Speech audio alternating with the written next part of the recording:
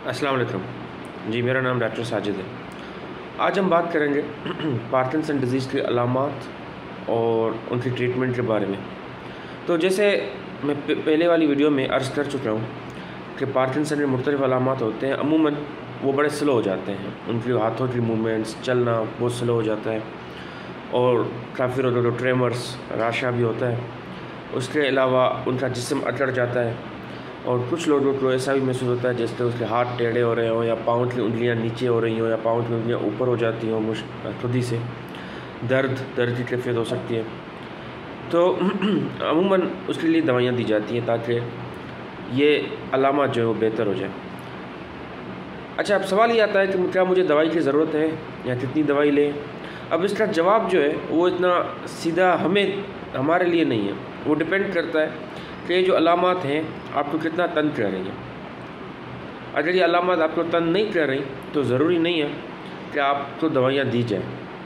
तो दवाइयों का मकसद हर किसी नहीं होता कि अगर किसी को रेशा है या राशा है तो वो ख़त्म किया जाए। उसका मतलब ये होता है कि अगर आपको ये चीज़ें तकलीफ़ दे रही हैं, यानी आप रोज़मर्रा की ज़िंदगी में मुश्किल हो रही है, आप खाना नहीं खा पा रहे, आप चाय नहीं पी पा रहे, आप पानी नहीं पी पा रहे, आप कपड़े तब्दील नहीं कर पा रहे, चलना फिरना मुश्किल है, जब आप लेट रहे हैं तो करवट लेना मुश्किल है। जब ये रोज़मर्रा की ज़िंदगी में आपको मुश्किल हो रही है तो इसका मतलब है आपको दवाई की ज़रूरत है। पर अगर आप कहते हैं हाँ मेरा हाथ थोड़ा सा हिलता है लेकिन मुझे कोई मसला नहीं होता, मुझे जो काम करने होते हैं मैं सारे काम कर लेता हूँ, हाँ मुझे थोड़ी सी स्लोनेस फील होती है बट मैं ठीक हूँ, मैं सारे काम जो चाहिए मैं कर लेता हूँ या कर लेती हूँ, तो इसका मतलब है कि आपको दवाई की ज़रूरत नहीं है इस टाइम। इवन दो चीज़ें नज़र आ रही हैं हमें, पर ज़रूरी नहीं है उसको हम ट्रीट किया जाए।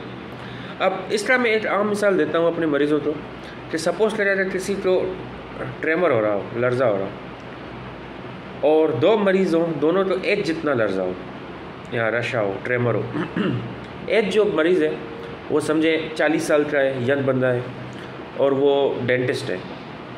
अब जब भी वो सफाई कर रहा है दांतों की तो उसका ट्रेमर नज़र आ रहा है, तो ज़ाहिर है उसकी लाइफ बड़ी अफेक्ट हो रही है। मरीज़ देख रहे हैं, मरीज़ उनके पास नहीं आ रहे, मरीज़ कह रहे हैं भाई हम आपके पास नहीं आएंगे, आपको काफ़ी ट्रेमर है, हमारे दांत ना ख़राब हो जाए, तो वो जॉब नहीं कर पा रहा, ज़ाहिर है वो परेशान भी हो रहा। एक दूसरा बंदा है, उसको भी उतना ही ट्रेमर है बट वो रिटायर्ड हो चुका है, उसकी उम्र 70 साल है, उसको भी ट्रेमर हो रहा है, पर वो कह रहा है हाँ मैं चाय पीता हूँ तो थोड़ा मेरा हाथ हिलता है लेकिन चाय गिरती नहीं है, मैं पी लेता हूँ आराम से। हाँ खाना खाता हूँ, थोड़ा सा हाथ हिलता है पर मैं खाना खा लेता हूँ, गिरता नहीं है। मैं राइटिंग करता हूँ, आजकल इतनी नहीं कर रहा, रिटायर्ड हो चुका हूँ, पर कभी कभी लिखना हो, चेक साइन करने हो तो हाँ थोड़ा सा हाथ हिलता है लेकिन मैं कर लेता हूँ, मसला नहीं होता।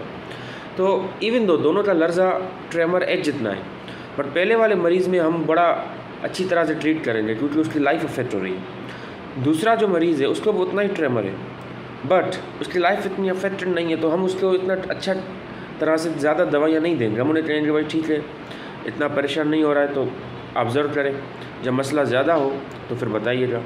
इसलिए सिर्फ लर्जे का नज़र आना या सिम्टम्स का नज़र आना डजंट मीन कि हमें दवाई देनी चाहिए, दवाई बढ़ानी चाहिए।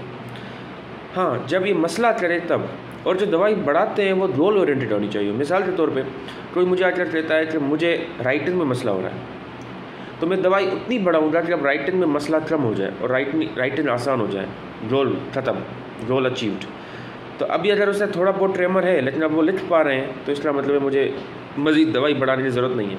अगर कोई कहता है मुझे रोज़मर्रा ज़िंदगी में मुश्किल हो रही है, करवट नहीं ले लेता और ये, तो अगर वो चीज़ें अब आसान हो रही हैं उनके लिए, अल्दो सिम्टम्स अभी भी हैं बट अब वो मेन चीज़ कर पा रहा है जो पहले नहीं कर पा रहे थे, तो इसका मतलब है गोल अचीव्ड। तो ये चीज़ बड़ी याद रखनी चाहिए कि सिर्फ कोई चीज़ नज़र आने का मतलब नहीं है कि बस दवाइयाँ बढ़ाते जाएँ और उसको ट्रीट करें। ये देखना बड़ा ज़रूरी है कि उन चीज़ों से मुश्किल कितनी हो रही है। शुक्रिया।